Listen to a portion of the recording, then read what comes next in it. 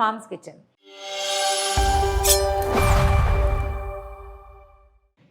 North ఇండియాలోనంటే ఏ పక్కకి వెళ్ళినా ఒక ప్రత్యేకమైన పదార్థం దొరికేస్తుందండి.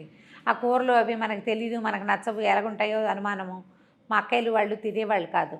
కొంచెం పెద్దవాళ్ళని తీసుకెళ్తే ఆ ఆలోచన ఉంటుండేది ఏం చేయాలా అని. అయితే ప్రతి చోట దాల్ ఫ్రై దొరికేస్తుంది. పప్పులో తిరగమాత పెట్టడం, దాల్ ఫ్రై ఎలా చేస్తారు దాన్ని? దాంట్లో ఏదైనా ఒక ఫ్రై కలపటం. మళ్ళీ మనం మా వాళ్ళకి ఉల్లిపాయ వెల్లుల్లిపాయ వద్దు అని కూడా చెప్పచ్చు అనమాట. తడక, దాల్ తడక అంటారు, ఫ్రై అంటారు, దాల్ తడక అంటారు. దాల్ పప్పులో తిరగమాత పెట్టడం. తడక అంటే తాలింపు, పోపు, తిరగమాత మనం చెప్తాం కదా. మా వాళ్ళైతే బగారించడం అంటారు హైదరాబాద్లో. మా ఆఫీస్ అసిస్టెంట్ మీనా ఎప్పుడు బగారిస్తారా మేడం అని అడుగుతుంటుంది. బగారించడం, పప్పులో తాలింపు వేయటం. అది ఎలాగైనా చేయొచ్చండి. పొద్దుటి ముద్దపప్పు మిగిలిపోతే రాత్రి కొంచెం పలచం చేసి జస్ట్ లైట్గా చిన్నగా తిరగమాత పెట్టుకుని అందులో ఉప్పు కారం ఒక చిటికెడు నిమ్మరసం వేసేసినా రొట్టెల్లోకి తినేయచ్చు, పిల్లలకి అన్నంలోకి పెట్టేయచ్చు. రసంలాగా కొంచెం అంటే మరి పప్పుచారులాగా పలచగా చేసి పెట్టేయచ్చు. దాన్ని ఇంకా స్పెషల్గా అద్భుతంగా చేయడానికి కూడా బోల్డ్ అనే మార్గాలు ఉన్నాయండి. 2 రకాలుగా చేస్తారు, ఒక్కొక్కరిది ఒక్కో స్టైలు. కందిపప్పు శనగపప్పు కలిపి చేయటం ఒక పద్ధతి. ఈ కందిపప్పు శనగపప్పు కలిపి పాలకూర వేసి, మనకి తెలంగాణ ప్రాంతం అంతా కూడా పప్పు అంటే కందిపప్పు శనగపప్పు పాలకూర వేస్తారు, ఇదో పప్పు. అలా కాకుండా కందిపప్పు, పెసరపప్పు, ఎర్ర కందిపప్పు, మసూర్ దాల్ అంటారు. మీకు ఈ మసూర్ దాల్ ఇష్టం లేకపోతే దాన్ని స్కిప్ చేసేయండి మొహమాటం లేకుండా. ఈ 3 కలిపిన పప్పు కూడా ఎంత బాగుంటుందోనండి, రొట్టెల్లోకి అద్భుతంగా ఉంటుంది. ఏదైనా మనం జీరా రైస్ కానీ అంటే చిన్నగా ఎక్కువ కూర లేకుండా చేసుకుంటాం చూడండి బిర్యానీ, దాంట్లో కూడా చాలా బాగుంటుంది. ఒకటి జీరా రైసు, రెండోది పొంగలి, మూడోది రొట్టెలు. ఈ 3 చాలా బాగుంటుంది. ఇది కూడా ఈజీయే. నేను అన్నీ సింపుల్ అండ్ ఈజీ అని చెప్తా కదా, ఇది కూడా సింపుల్ అండ్ ఈజీయేనండి. 3 రకాల పప్పులు 3 కప్పులు తీసుకోండి. ఇంతంత చేసినా బోల్డ్ అంత అవుతుంది. వీటిని ఒక 2 గంటలు, 1 గంట సేపు నానబెట్టేసేయండి, తొందరగా అయిపోతుంది. ఇగో చూడండి, నానబెట్టాము, ఒక కుక్కర్లో వేసేయండి. వీటిని బోల్డ్ అంత పప్పు అవుతుంది. ఇది కుక్కర్ నిండా కొద్దిగా చేసి చూడండి. ఇదేంటంటే పొద్దుటి పప్పుతోటి చేసుకోవచ్చు, ఫ్రెష్గా రాత్రికి ఏదైనా ఒక పల్చటి రొట్టెలకి వాటికి బాగుంటుంది. కొంచెం గెస్ట్లు ఎక్కువగా ఉన్నప్పుడు, ఎక్కువ కూరలు లేనప్పుడు మనం ఈ పప్పును చేసుకోవచ్చు. 1 గంట కనీసం పప్పులు నానబెట్టండి, చాలా బాగా వస్తుంది. పప్పులు మునిగేదాకా నీళ్ళు పోద్దామండి. 1 చిటికెడు పసుపు వేసి దీన్ని కుక్ చేసేద్దాం. అంటే కుక్కర్లో పెట్టేస్తే తొందరగా అయిపోతుందండి, కొంచెం మెత్తగా కూడా అవుతుంది. ఒక 3 విజిల్స్ తెప్పిస్తే చాలు. మన కుక్కర్ని బట్టి, ఒకవేళ మన కుక్కర్లో అంత బాగా ఉడకదనుకోండి, 2 విజిల్స్ వచ్చాక ఒక 5 నిమిషాలు సిమ్లో పెట్టండి, అప్పుడు చక్కగా ఉడుకుతుంది. ఇది మనం నానబెట్టిన పప్పు కాబట్టి 3 విజిల్స్ చాలు. మూత పెట్టేద్దాము. దీంట్లో మనం చెప్పింది ఏంటి? దాల్ తడకా కదా, లేదా దాల్ ఫ్రై. పప్పు ఇదే. దీని మీద మనం పెట్టుకునే తిరగమాతలో మళ్ళీ ఉల్లిపాయలు వేస్తామా వేయమా, వెల్లుల్లిపాయలు వేస్తామా వేయమా, టమాటా వేసుకుంటామా వేసుకోమా, ఇవన్నీ మానేసి నిమ్మకాయ పిండుతామా, అవన్నీ డిపెండ్స్, మన టేస్ట్ని అనుసరించి చేసుకోవటమే. కుక్కర్ 3 విజిల్స్ వచ్చాక దీని సంగతి చూద్దాం. మూత తీసి చూద్దాం మన పప్పు ఎలా ఉందో. బ్రహ్మాండంగా ఉడికిపోయిందండి. పప్పుని పక్కన పెడతాం. ఇప్పుడు ఏం చేద్దామంటే,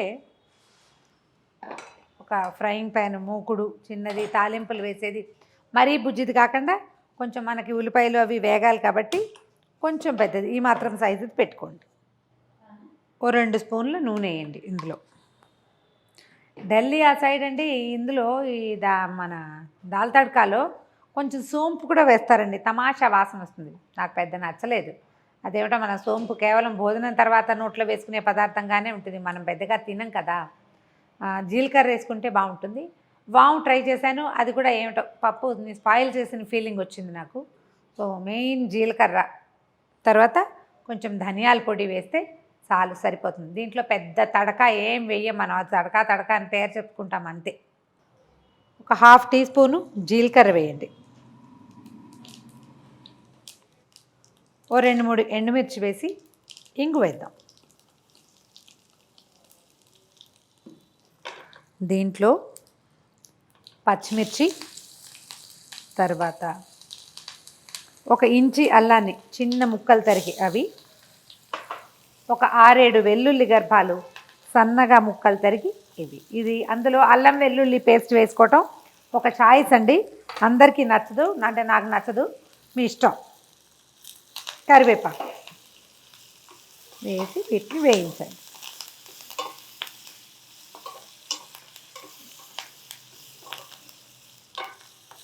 ఎండుమిర్చిని తాలింపు అయిపోయాక తీసేయచ్చు అందంగా లేదనుకుంటే. అల్లము వెల్లుల్లి వేగిపోయినాయండి. పచ్చిమిర్చి కూడా చక్కగా వేగింది. ఇందులో ఏం చేద్దామంటే ఒక మీడియం సైజు ఉల్లిపాయని వేయించేద్దాం. సన్న ముక్కలు తరగండి, పప్పులో కలిసిపోయేలాగా. అంత సైజు ఉల్లిపాయ సరిపోతుంది. ఈ దాల్ తడకాకండి కాశ్మీరీ లాల్ మిర్చి వాడతారు ఎక్కువగా, అంటే ఎర్రగా ఉంటుంది, ఆటే కారం ఉండదు. మన గుంటూరు కారాలు అవి వేసుకునేటప్పుడు రెడ్గా కావాలని చేస్తే కారం ఎక్కువైపోతుంది, ఎందుకంటే పులుపు తక్కువ ఉంటుంది. ఒట్టి టమాటా పులిపే కదా. ఉల్లిపాయ పింక్గా వేగిన తర్వాత దీంట్లో ఏం చేద్దామంటే ఒక 2 టమాటాలు ముక్కలు కట్ చేసి వేసేసేయండి.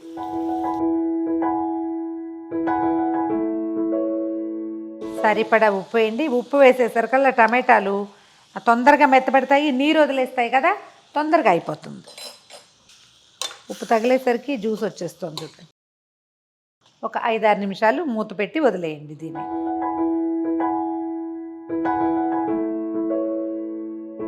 టమాటాలని మెత్తగా మ్యాష్ చేసేయండి కలిసిపోయేలాగా. ఒక 1/2 టీ స్పూను ధనియాల పొడి వేయండి మీ దగ్గర ఉంటే. జీలకర్ర పొడి, ధనియాల పొడి లాంటివి చేసి ఏమైనా పెట్టేసుకుంటే, ఈ రాజ్మాలు తర్వాత ఏమో మనం చోలేలు అలాంటివి చేసుకున్న ఇలా పప్పులకి వాటికి కూడా బాగుంటాయండి. వేపుళ్ళల్లో వేసుకోవచ్చు ధనియాల పొడి, జీలకర్ర పొడి. ఆలు ఫ్రై చేస్తామా, బంగాళదుంపలు వేపుడు చేస్తాం కదా, వేపుడు మీద పైన చల్లుకోవడానికి బాగుంటాయి. చక్కగా గ్రైండ్ చేసి పెట్టేసుకుంటే నెలకు ఒకసారి పెట్టుకోకర్లేదు, మళ్ళీ కొత్తగా చేయాల్సిన పని లేదు. మన రుచికి సరిపడా కారం, మరి కాస్త కారం వేసి, ఇది కాశ్మీరీ లాల్ మిర్చి గాఢంగా రెడ్గా కనపడుతుంది కానీ అంత ఘాటేమి ఉండదు. కాసిన నీళ్ళు పోసి కారాన్ని కలిసిపోనివ్వండి. కొంచెం స్టవ్ హైలో పెట్టుకుంటే ఈవెన్గా గుజ్జుగా కలిసిపోతుంది. చామదుంపల వేపుడులో కూడా ధనియాల పొడి, జీలకర్ర పొడి బాగుంటాయండి, భలే రుచిగా ఉంటాయి. దీంట్లో మనం కొత్తిమీర వేసుకోవచ్చు, కసూరి మేథి వేసుకుంటే కనుక మంచి నార్త్ ఇండియన్ స్టైల్ టేస్ట్ వస్తుంది. కొంచెం కసూరి మేథి దొరుకుతుంది చూడండి, ఒక చిన్న ప్యాకెట్ తెచ్చి పెట్టుకుంటే చాలా వాటిలల్లో వేసుకోవచ్చండి. దీన్ని నలిపిన కొందికి బాగుంటుంది, ఎంత నలిపితే అంత బాగా కుదురుతుంది. ఒక చిటికెడు చేతిలో వేసుకుని బాగా నలుపుతూ ఇందులో పడేలాగా వేసేయండి. అలాగే వేస్తే ఆకులుగా ఉంటాయండి, వాసన బాగుంది. ఇప్పుడు ఒకసారి మనం పప్పును చూద్దాం. ఆల్రెడీ ఉడికిన పప్పులో కొంచెం నీళ్ళు పోసాను నేను. పప్పు చూడండి ఎంత మెత్తగా వచ్చిందో, అంటే మనం గంట సేపు నానబెట్టాం కదా అంచేత అనమాట. సో మనకి ఇంకొంచెం పలచగా చేసుకోవచ్చు, అంటే పప్పులో నీళ్ళు పోయొద్దు, ఇందులోనే మరి కాసిన నీళ్ళు పోసి దీన్ని కొంచెం తెరలనిచ్చాక కలిపేసుకోవటమే. ఉప్పు సరిపోయిందో లేదో ఒకసారి చెక్ చేసుకోండి, అవసరం లేదనుకుంటే అలాగే వేసేయండి. దీన్ని ఏంటంటే ఇప్పుడు మనం ఉన్న పులుపు ఇదే కదా, సర్వ్ చేసేటప్పుడు ఒక నిమ్మచెక్క పిండేస్తే చక్కగా రుచి బాగుంటుంది. మనం నీళ్లు పోసిన వెంటనే పప్పులో వేయొద్దండి, నిలవ ఉండదు, తడి తగిలేసరికి కొంచెం తెరలనివ్వాలి. మనం పోసిన నీళ్లు ఉడికిపోవాలన్నమాట, అప్పుడు ఇంకా వస్తువు పాడవకుండా ఉంటుంది.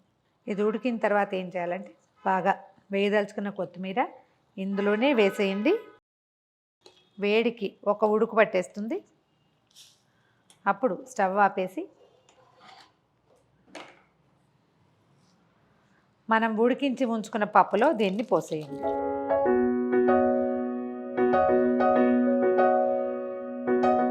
కావాల్సినంత ఉప్పు కారం సైజు పెంచుకోండి, మనకు ఎంత కావాలంటే అంత వేసుకోండి. ఇదిగోండి మన దాల్ తడక రెడీగా ఉంది. అన్నంతో కంటే జీరా రైస్తో చాలా బాగుంటుంది. రొట్టెలోకి ఓ కూరుండి పక్కన ఈ పప్పు ఉంటే హ్యాపీగా తినేసేయచ్చు.